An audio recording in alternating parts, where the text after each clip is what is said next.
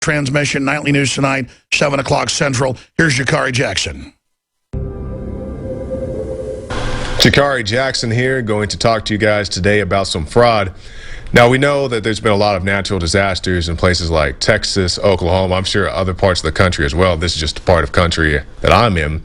And you have the tornadoes, you have the floods, and along with it, you have the charities, and you also have the fraudsters.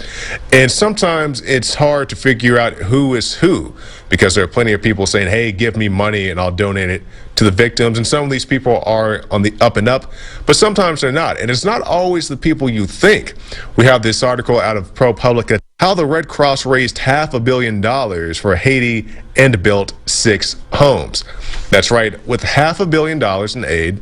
And I understand you got to have travel and water and things such of that nature, but they built 6 permanent structure homes. Now, what did they do with that other money? Okay, well, they set up tents and they're teaching people how to wash hands, even though they didn't have efficient running water, things along that nature. So where'd all the money go? I don't have a definitive answer for that. I definitely encourage you guys to go and look at it for yourself. I try to print it out myself, but it is quite long. It is 17 pages printed out, so you guys can go look at it at your leisure, and you'll see all the various instances of management and mismanagement of the funds. But it's not just Haiti. As you guys recall, Hurricane Katrina, a lot of mismanagement there as well. And particularly, we have this article, New York Times throwback, breathtaking waste and fraud in hurricane aid. And one of the examples in this article points to a woman who says that her children died during the hurricane or the flood that happened thereafter. Well, not only did her children not die, she did not have children to begin with, or at least not children that she claimed died in this incident. And let us not forget FEMA coming out and saying that, hey, during Hurricane Sandy, we're going to close because the weather is too bad. That's right, the agency that's supposed to come to your aid in time of a crisis is saying that, hey, it's too much snow, the streets are too slick, so we can't actually come and help you do anything. And I'm not just here to bash these companies, these organizations, these charities or whatever. I'm just trying to get you guys to understand that when it comes down to it, when it really hits the fan and there's flood waters or hurricane damage or whatever else, the only people you can really rely on are your neighbors. Because, yeah, there may be good-hearted people all over the world, but they can easily be scammed if they're trying to get the money to you, trying to get the supplies to you. So when you have things that happen like such here in the city of Austin, you can go to a local food pantry. And, like, personally, I don't give people money, or at least not charities money. Like, I'd rather go donate food or drop off clothes or whatever else. And I'll give, a homeless person money, but it's going directly to that person. It's not going to some committee. It's not going to pay somebody's travel expenses. They're not getting cents off the dollar. If I give a homeless person $2, they get $2. So that's it for right now. Be aware of the scams, and you can find more reports on the Alex Jones channel on YouTube. That's a good report with all these crises going on, a lot of people giving. I mean, it's like the Clinton Foundation, more than half the money they siphon off and scam. But United Way and others have been caught giving money to gun control. So, I mean, it's even worse. We're going to do a little bit of overdrive to finish up here. Infowars.com/show to find that feed. I want to thank all of our affiliates and the crew. Great job, folks. GCNlive.com today. Or you're giving money that goes to leftist organizations, or United Way is keeping their money with that bank. Joe, tell us the story, because I've heard about these companies that, quote, make you take automatic, a deposit, make you give to a charity. I mean, it's just sick. Tell us about it. Well, basically, they required, they said, hey, we're going to be doing this United Way funding thing, and we'd like you to donate. You need to tell us how much we're going to take out of your paycheck. And I said, well, I don't even know anything about United Way, and isn't that a choice? Well, no, you don't really have a choice. It's going to be taken out of your paycheck, so you need to let us know. And of course, you did have a choice. It's like vaccines. They go, no, you will do it. Well, there's no law. You're going to do it. It's all bullying. Sorry, go ahead.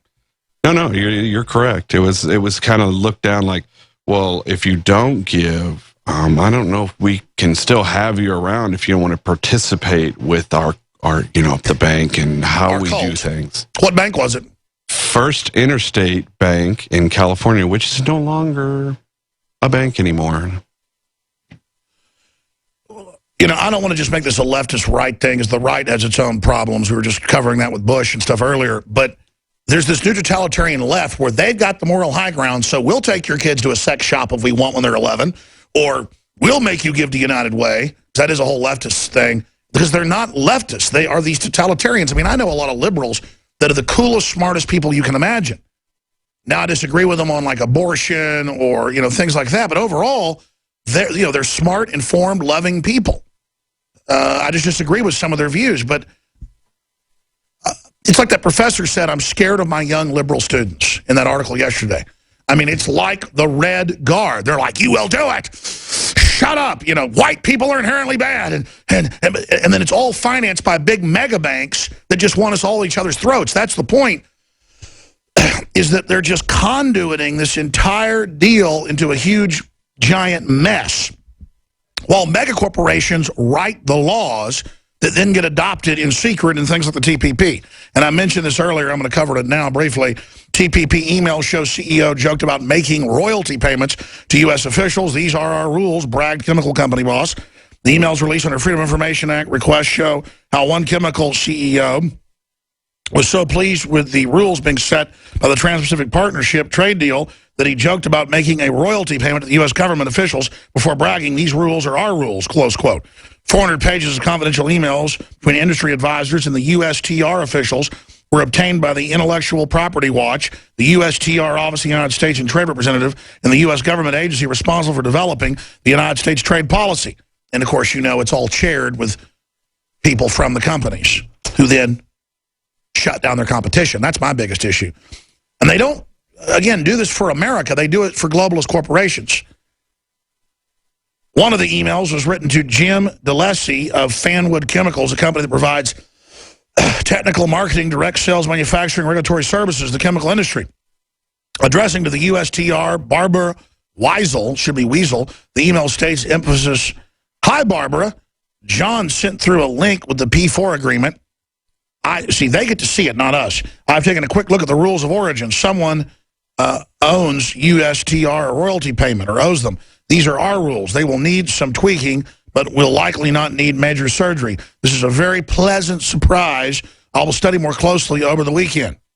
But see, the real setup of all these corporations is that once the body itself is set up and the corporations give their power to Sauron and the One Ring, they're now slaves.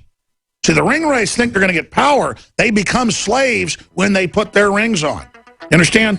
The real power is that it's transferred to that body, and then they can change this stuff however they want, and then make these guys give campaign contributions and jobs and kickbacks to even stay in the game in the future. Totalitarianism looks good up front, but man, it's like sticking your arm in a bear trap. That's it for this live transmission. We'll see you Sunday, 4 to 6, and tonight at 7.